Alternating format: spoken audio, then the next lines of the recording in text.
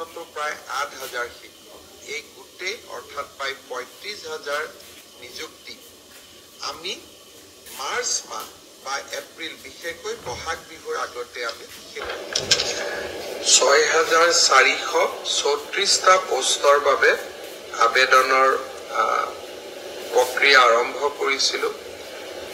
আৰু আজি আমি সিদ্ধান্ত ললো যে অহা ৩ অক্টোবৰৰ পৰা পুলিচৰ ফিজিকেল টেষ্টসমূহ আৰম্ভ হ'ব।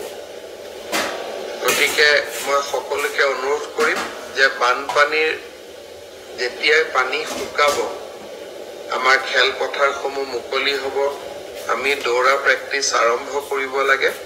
কাৰণ ৩ অক্টোবৰৰ পৰা অসম আৰক্ষীৰ ফিজিকেল টেষ্ট আৰম্ভ হ'ব। মোৰ লক্ষ্য হৈছে যে ফিজিকেল টেষ্ট, ৰিটেন আৰু ভাইভা তিনিওটা প্ৰক্ৰিয়া সম্পূৰ্ণ কৰি এই বিত্তীয় বৰ্ষতে আমি যাতে এই ৬,৪৩৪টা পদ ভৰ্তি কৰিব পাৰোঁ,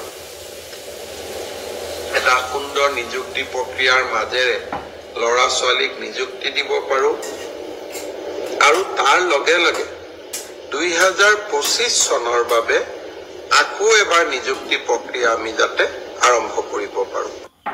ডাঙৰ খবৰ, কিছু সময় পূৰ্বে